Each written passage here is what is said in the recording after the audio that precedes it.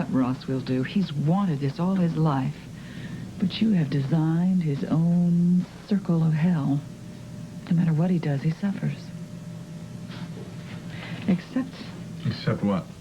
It surprises me that you haven't made any kind of considerations about Blake. I mean, what if he decides to be your man in Washington and he takes her with him? I think he'll do just that. Is that all right with you?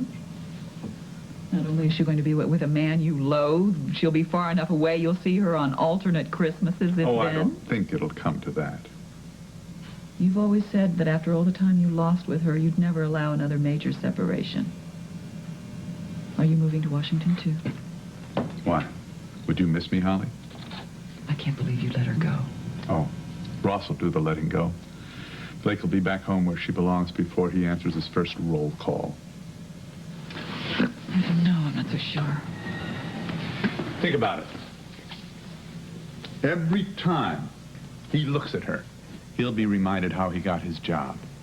That a felony was committed in his name. You know how that will eat away at someone with Ross's legal conscience. How can he help but blame her? See, she loved him enough to risk everything for him. But if he ends up having to take orders from me, words can't describe how he will resent her for putting that leash around his neck. Yes, love doesn't survive with a leash or under a constant diet of resentment. That's what I'm banking on. So Chrissy returns broken-hearted to her daddy's arms. And then what? I wish I could spare her the broken-hearted part. But she chose Ross Marler. I'm sorry, but she's going to have to learn the hard way that he's not worthy. Won't the joke be on us if he is? If he loves her enough to overcome everything. Some joke. Isn't this odd? I never thought I would reach the point in my life where you are the only person who understands me. Sharing a child will do that. Yeah, but we never really shared her before. We fought over her. She was some sort of symbol. We did everything but agree on who she was. Now you know her like I know her. Welcome to parenthood without Novocaine. Oh, ain't it grand? Yes, Dan, that's probably true. The next time we talk, I'll probably be on the Capitol step. Look, I just called to tell you that I appreciate all the work you did for me in the campaign. Yeah. Bye. Marion was supposed to call you. Didn't she reach you? She reached me. Oh, well, then you know that I can't make it today. I know that's what you said, but I am here to remind you that this interview is something you promised me 3 months ago. Yeah, I know that, but a lot has changed since then, Gilly. Oh, yeah, I know. You won. Gilly, you have my word. If I win this sucker, you will get an exclusive right away. Does that ring a bell? Those were words uttered by a fool who didn't know what the day after an election would be like. I know. That's why I've arranged to have you transported to and from WSPR in a comfortable chauffeur-driven limousine. And I promise this entire process, transportation interview, will only take 1 hour. Now, does that sound fair? That sounds very fair, but I have a better idea. Get a camera crew over here. I'm sorry, Ross. All the news crews are out on assignment already. It's got to be at the studio. I know. WSPR is not your favorite place, but I am conducting this interview. Not Holly and not Roger. Gilly, that I understand. You know, frankly, don't quote me on this, but I don't see how you can resist. Resist what? Rubbing Roger's nose in the fact that you won. He tried everything in his power to undermine your candidacy, but you still beat the pants off Leo Flynn. You know, if it were me, he wouldn't be able to turn around without me being in his face. Senator, he can't touch you now. Just relax and enjoy it.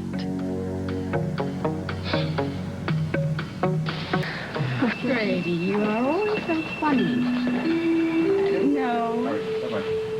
Hi, William. Blake, how are you? I'm okay. Listen, is my father busy or can I just go in? Well, he's with someone right now. Can you wait a few minutes?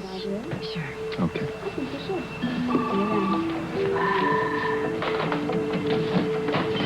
Waiting for Daddy, are we? Yes. Well, I hope you brought your knitting. He's going to be a while. Important client? No, your mother. They've been there for over an hour. Jean. I think that there was a time when they didn't even speak. Oh, really? How long did that go on for? Oh, not long, 17, 18 years. She had this little tendency to hold a grudge. I'm surprised. I thought because they were business associates that their divorce must have been amicable. Though Roger's never been inclined to talk about it, so I've never been inclined to ask. And what would you ask if you were inclined? I don't know, something simple like, is he disillusioned with marriage and does he have a jaded view of women? Well, I'd have to say yes and yes. Although he might say otherwise, and his otherwise might not be entirely truthful. Ah, He has no objection to lying if the truth is too much trouble. A trait I've inherited, I'm sorry to say. Then again, I suppose a few fibs wouldn't bother somebody who steals jewelry for a living. that depends on the fib. And by the by, I don't steal anymore. Oh, that's right. Roger pays the bills. I'm not with your daddy for the sake of my rent either. The power thing, then. Authoritative men turn women on. I saw it illustrated in Madonna's new book. Oh, well, that explains why you fell so hard and fast for Marla. He's going to be senator, and there'll be lots of power to throw around then. Oh, no, I could care less about that. Oh, come on, Blake. Older man, younger woman. What other attraction could there be? Maybe I like the way he thinks. Or the way he teases me or cooks for me. Or sings in his shower. Or maybe you like the way he looks after you. Or the way he sees right through you and then laughs about it. Or the way he surprises you by being tender when you least expect it. Yes, you see? There are other qualities to love about an older, more powerful man than just power. I wouldn't expect anything terribly long-term when it comes to my father, Jenna. Your father? I wasn't talking about your father. I was just making a point. Point taken. Well, looks like they're still in there. I suppose that should say something to us. What? I haven't the faintest idea. I've always been clueless as to what keeps my parents coming back for more. I've seen his face when she enters a room, and there's always this terrible aching, like he's trying to find the words to say something to her to make up for a time when he hurt her very badly. If he ever found the words, she had her stop being angry long enough to listen. Who knows?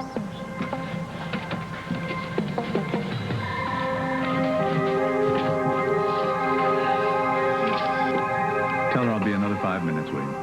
Thank you. I didn't expect her to turn up on your doorstep quite so soon.